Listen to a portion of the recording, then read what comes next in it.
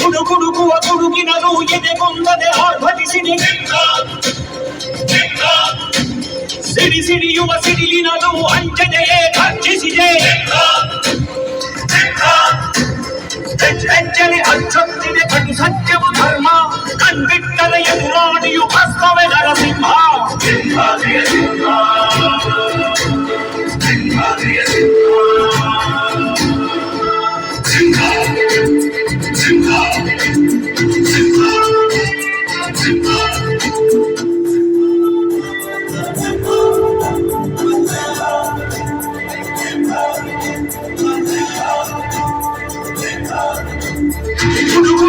ಗುಡುಗಿನಲು ಎದೆಗೊಂದದೆ ಆರ್ಭಟಿಸಿದೆ.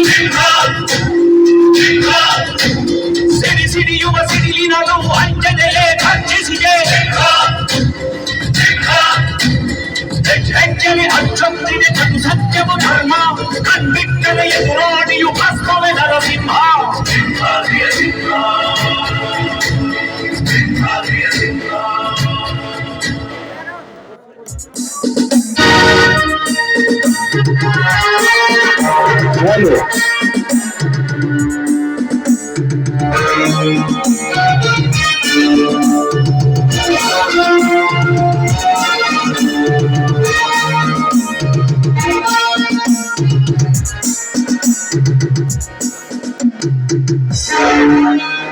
ನಮಸ್ಕಾರ ರೀ ದಣ್ಯರ, ನಮಸ್ಕಾರ ರೀ.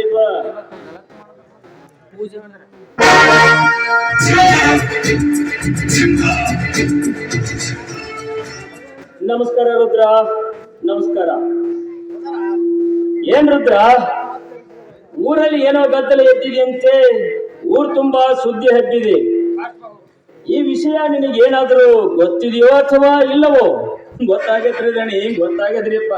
ಅದಕ್ಕ ನಿಮ್ಮನ್ನ ಕಾಣ್ಬೇಕಂತ ಊರಾಗಿನ ಜನ ಹೊರಗೆ ಬಂದ್ ನಿಂತ ನೋಡ್ರಿಯಪ್ಪ. ದಣ್ಯಾರ ಬರ್ಬೇಕ ಊರ್ ಪೂರ ಹೊಲಸಾಗ್ಯದ ನೋಡ್ರಿಯಪ್ಪ. ದಣ್ಯಾರ, ಆ ತಿಮ್ಮನ ಮಗ ಕಾಳ ತಪ್ಪ ಮಾಡ ನಂತರ ಅದಕ್ಕ ನೀವು ಹಿಡ್ಕೊಂಡ್ ಬಂದಾರಿ ಅಪ್ಪ. ತಿಮ್ಮನ ಮಗ ಕಾಳ ಯಾವನವನು? ಕರೆ ತರಲು ಹೇಳುವ ದ್ರೋಹಿಯನ್ನು ಯಾವ ಹಣ್ಣ್ಯಾ ಡುಮ್ಯ ಅವ್ನಿಗೆ ಹಿಡ್ಕೊಂಬರು.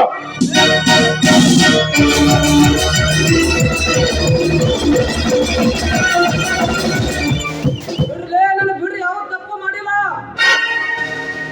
ರುದ್ರ, ಇವರೇನು ತಪ್ಪು ಮಾಡಿದ್ದಾನೆ ಈ ದ್ರೋಹಿ ಊರಲ್ಲಿ? ಏನಂತ ಹೇಳ್ಬೇಕ್ರಿ ಗಣ್ಯರ?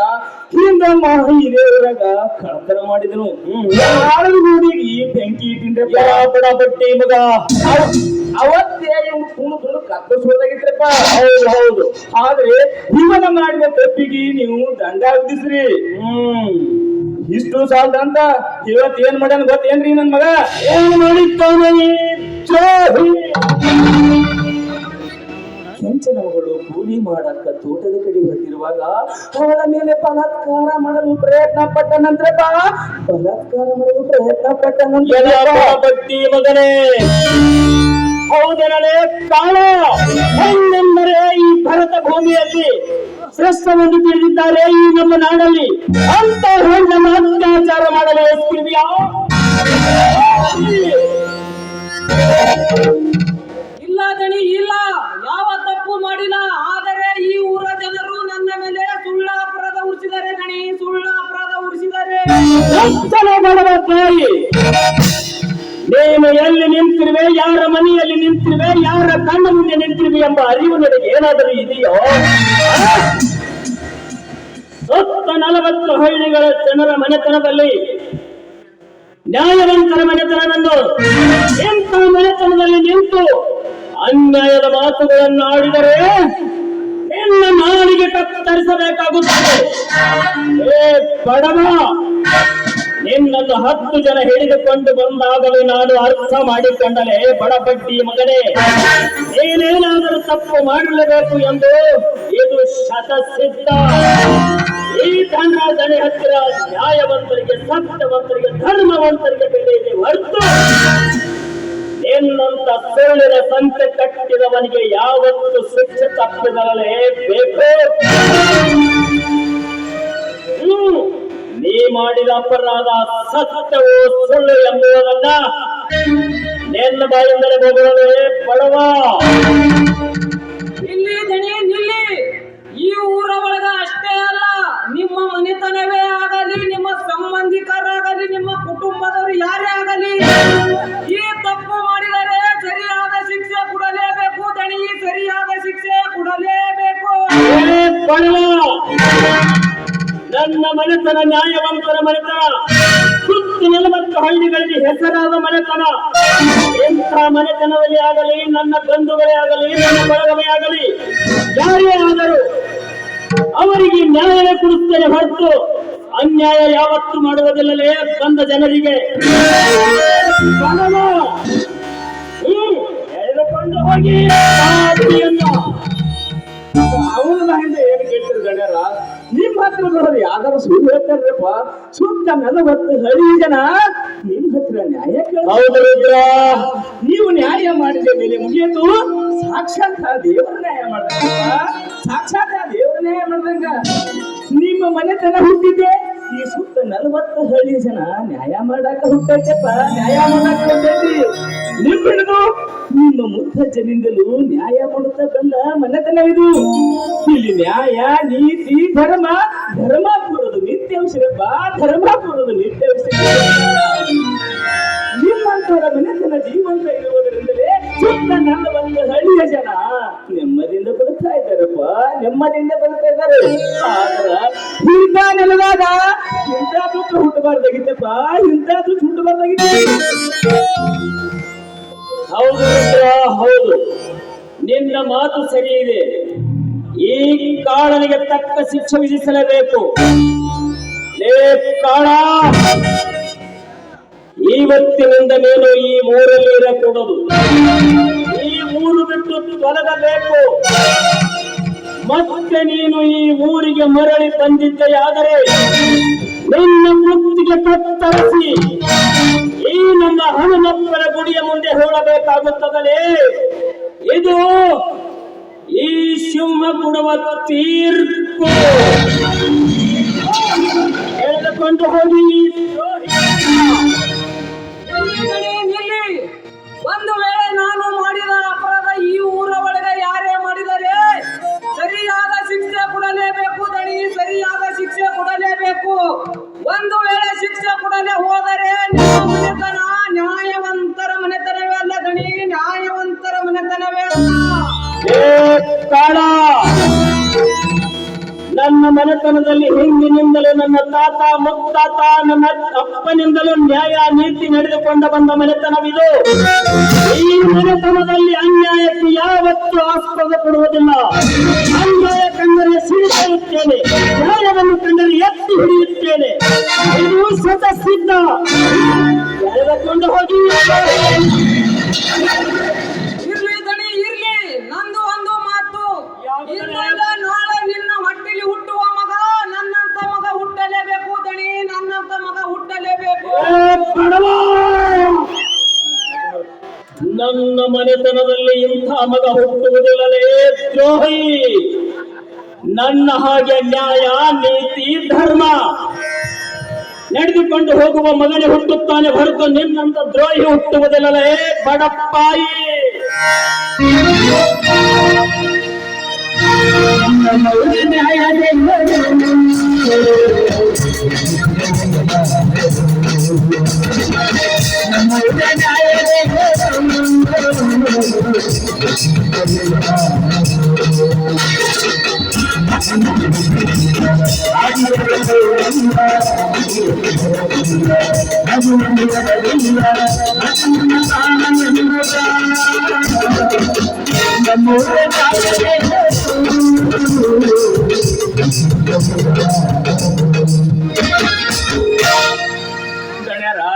ಇಂಥ ಚಿಕ್ಕ ವಯಸ್ಸಿನಾಗ ಎಂತೆಂತ ಸಮಸ್ಯೆಗಳು ಬಗೆಹರಿಸಿದ್ರಪ್ಪ. ನಮ್ ದೊಡ್ಡ ದಣರಂಗ ನಿಮ್ಮ ಹತ್ರನು ದೊಡ್ಡ ಗುಣನೇ ಆಗಿದ್ರಿಯಪ್ಪ. ನಿಮ್ಮಂತ ಪುಣ್ಯವಂತರಿಗೆ ಆ ದೇವರು ಮಕ್ಕಳ ಸಂತಾನ ನೀಡಲಾರದು ಬಹಳ ಪಾಪ್ರಿಯಪ್ಪ, ಬಹಳ ಪಾಪ. ನಿಮ್ಮ ಹೊಟ್ಟೆಯಿಂದ ಒಂದು ಮಗು ಹುಟ್ಟಿದರೆ ಸಾಕು ಅಂತ ಆ ದೇವರಿಗೆ ನಾನು ಹರಕೆ ಹೊತ್ತಿದ್ದೀನಪ್ಪ, ಹರಕೆ ಹೊತ್ತಿದ್ದೀನಿ. ನಿಮ್ಮಂಗೆ ದೊಡ್ಡ ಗುಣನೇ ಹೊಂದಿ ಸುತ್ತ 40 ಹಳ್ಳಿಯಾಗ ಸಣ್ಣದಣಿ ಆಗ್ಬೇಕಂತ ನನ್ನ ಆಸೆ ರೀಪ್ಪ, ಸಣ್ಣದಣಿ ಆಗ್ಬೇಕಂತ ನನ್ನ ಆಸೆ ರೀ. ಆ ಭಾಗ್ಯವನ್ನು ಆ ದೇವರು ಯಾವತ್ತ ಅನ್ನಿಸ್ತಾನ? ರುದ್ರ, ನಮ್ಮ ಮದುವೆಗೆ 3 ವರ್ಷ ಕಳೆದರೂ ನಮಗೆ ಮಕ್ಕಳ ಸಂತಾನ ಅದಕ್ಕಂತ ನಾವು ಚಿಂತೆ ಮಾಡುವ ಅವಶ್ಯಕತೆಯೂ ಇಲ್ಲ. ಏಕೆಂದರೆ ಊರಲ್ಲಿರುವ ಪ್ರಜೆಗಳೇ ನಮ್ಮ ಬಂಧುಗಳೆಂದು ತಿಳಿದರೆ, ನಿಮ್ಮಂತಹ ದುಡಿಯುವ ಆಳು ಮಕ್ಕಳೇ ನಮ್ಮ ಮನೆಯ ಮಕ್ಕಳೆಂದು ತಿಳಿದರೆ, ಮಕ್ಕಳ ಭಾಗ್ಯ ಪಡೆಯಬೇಕಾದರೆ ಅದಕ್ಕೂ 7 ಜನ್ಮದ ಪುಣ್ಯ ಬೇಕು ರುದ್ರ, 7 ಜನ್ಮದ ಪುಣ್ಯ ಬೇಕು. ನಮಗೆ ದೇವರು ಯಾವ ರೀತಿಯಿಂದಲೂ ಕಡಿಮೆ ಮಾಡಿಲ್ಲ. ಅರಮನೆ ಮನೆ, 400 ಎಕರೆ ಜಮೀನು, ಬಂಗಾರ ಸಂಪತ್ತು ಸಾಕಷ್ಟು ಕೊಟ್ಟು ಮರ್ತಿದ್ದಾನೆ ಆ ದೇವರು. ಹೀಗಿರುವಾಗ ನಿಮ್ಮಂತ ದುಡಿಯುವ ಆಳು ಮಕ್ಕಳೇ ನಮ್ಮ ಮನೆ ಮಕ್ಕಳೆಂದು ತಿಳಿದರಾಯ್ತು. ರುದ್ರ, ಎಂತ ಮಾತ್ರಿಪ್ಪ, ಎಂತ ಮಾತಾಡಕತ್ರಿ? ನಮ್ಮನ್ನು ಎಷ್ಟೇ ಪ್ರೀತಿಯಿಂದ ಕಂಡರು ನಾವು ನಿಮ್ಮ ಮನೆಗೆ ಮಕ್ಕಳಾಗೋದಿಲ್ಲಪ್ಪ, ಮಕ್ಕಳಾಗೋದಿಲ್ಲ. ಅದಕ್ಕಂತೆ ನಮ್ಮ ಮುತ್ತಜ್ಜನಿಂದಲೂ ನಿಮ್ಮ ಮನೆಯಲ್ಲಿ ದುಡಿಯುತ್ತಾ ಬಂದಿದ್ದೇವೆ. ಆದ್ರೆ ನೀವು ಎಲ್ಲರನ್ನು ಮಕ್ಕಳಂತೆ ಕಂಡಿದ್ದೀರಿ ಅಪ್ಪ. ಅದಕ್ಕೆ ನಾನು ನಿಮ್ಮ ಹೊಟ್ಟೆಯಿಂದ ಒಂದು ಮಗು ಹುಟ್ಟಿದ್ರೆ ಈ ಊರಲ್ಲಿರುವ ಎಲ್ಲಾ ದೇವರಿಗೆ ಈ ತುಪ್ಪದ ಅಭಿಷೇಕ ಮಾಡುತ್ತೀನಂತ ಹರಕೆ ಹೊತ್ತಿದ್ರಪ್ಪ, ತುಪ್ಪದ ಅಭಿಷೇಕ ಮಾಡುತ್ತೀನಂತ ಹರಕೆ ಹೊತ್ತಿದ್ರಪ್ಪ.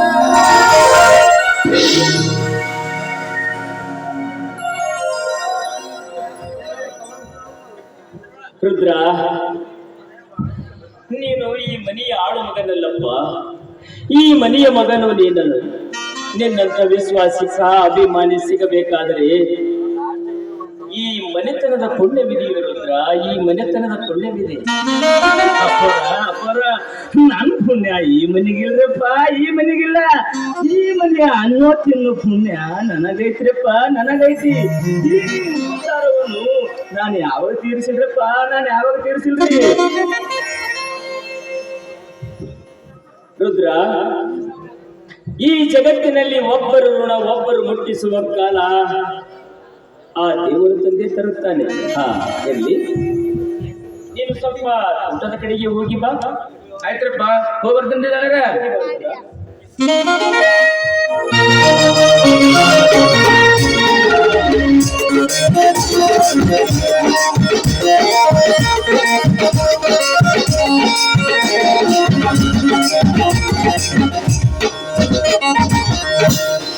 ಮಹಾದೇವಿ, ಎಲ್ಲಿಗೆ ಹೋಗಿದ್ದೆ? ದೇವಸ್ಥಾನಕ್ಕೆ ಹೋಗಿದ್ವಿ, ಅಭಿಷೇಕ ಮಾಡಬೇಕು, ಪ್ರಸಾದ ತೆಗೆದುಕೊಳ್ಳಿ.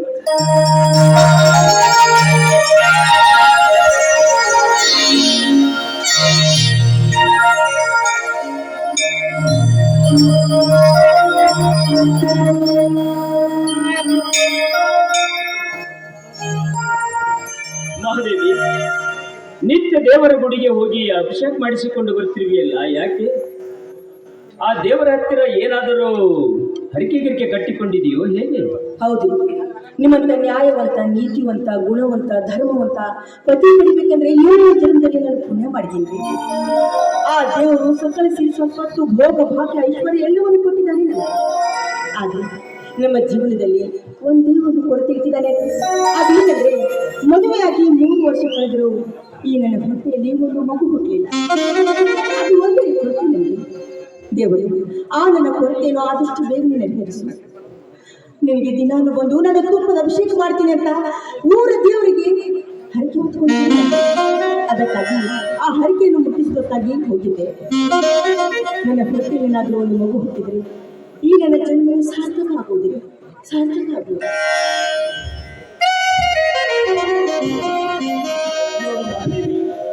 ಇಲ್ಲದ ಆಸೆಗಳನ್ನು ಕೈ ಬೀಸಿ ಕರೆದು ಮನಸ್ಸಿಗೆ ಭಾರ ಮಾಡಿಕೊಳ್ಳುವುದು. ಈ ಕಲಿಯುಗದಲ್ಲಿ ಹುಟ್ಟುವ ಮಕ್ಕಳು ಹೆತ್ತವರ ಮನೆತನಕ್ಕೆ ಮುತ್ತುಗಳು ಆಗಬಹುದು, ನವರತ್ನಗಳು ಆಗಬಹುದು. ಒಂದು ವೇಳೆ ತಪ್ಪಿದರೆ ಹೆತ್ತ ಮಕ್ಕಳೇ ಹೆತ್ತವರ ಮನೆತನಕ್ಕೆ ಕುತ್ತುಗಳು ಆಗಬಹುದು. ಮಹಾದೇವಿ ಕುತ್ತಿಗೆ ಕತ್ತರಿಸುವ ಕಟುಕರು ಆಗಬಹುದು. ಮಹಾದೇವಿ ಬಯಸಿ ಬೇಡುವುದು ಬೇಡ. ಮಹಾದೇವಿ ಬಯಸಿ ಬೇಡುವುದು ಬೇಡ. ಬರುವ ಭಾಗ್ಯವೆಂದರೆ ತಾನಾಗಿಯೇ ಬರಲಿ. ಬಯಸಿ ಬೇಡುವುದನ್ನು ಇಂದಿಗೆ ನಿಲ್ಲಿಸಿ ಬಿಡು ಮಹಾದೇವಿ. ಯಾಕೆ ಆ ದೇವರ ಮೇಲೆ ಅಷ್ಟೊಂದು ಕೋಪ ನಿಮಗೆ? ಓಹೋ, ನಾನು ದಿನಾನು ಆ ದೇವರಿಗೆ ಹರಕೆ ಬೇಡ್ಕೊಂಡಿದ್ದೀನಲ್ಲ, ಅದು ಎಲ್ಲಿ ವ್ಯರ್ಥ ಆಗಿ ಹೋಗುತ್ತದೆ ಅಂತ ವಿಚಾರ ಮಾಡ್ತಿದ್ದೇನು? ಖಂಡಿತವಾಗಿಲ್ಲ ರೀ. ಆದಷ್ಟು ಬೇಗನೆ ಈ ಮನೆಯಲ್ಲಿ ಮಕ್ಕಳು ಬರ್ತಾರೆ. ಅವರೇ ಈ ಮನೆ ಬೆಳಗೋಲಂದ ದೀಪಗಳಾಗ್ತಾರೆ. ಈ ನನ್ನ ಆಸೆ ಫಲಿಸುವುದರಲ್ಲಿ ಸಂದೇಹವಿಲ್ಲ ರೀ ನಮ್ಮ ಬಾಳು. ಮಹಾದೇವಿ, ನಿನ್ನ ಆಸೆ ಪೂರೈಸಲು ಮೊದಲು ಆ ನಮ್ಮ ದೇವರು ಕಂಡು ಬಿಡಬೇಕಲ್ಲ. ಆ ದೇವರು ಈಗಾಗಲೇ ಕಂಡು ಬಿಟ್ಟಿದ್ದಾನಲ್ಲ. ಅಂದರೆ ಅಂದರೆ ನೀನು ಹೇಳುವ ಮಾತು ಅಂದ್ರೆ ನಾನೀಗ ಮೂರ್ತಿಗ ಗರ್ಭಿ.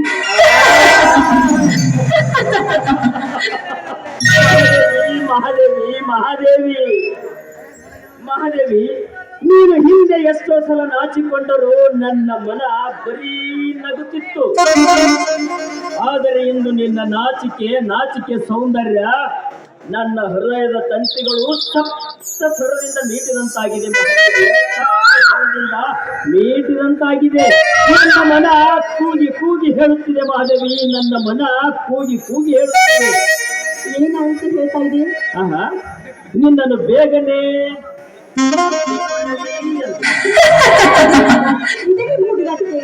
ನೋಡಿದವರು ಏನಂತಾರೆ?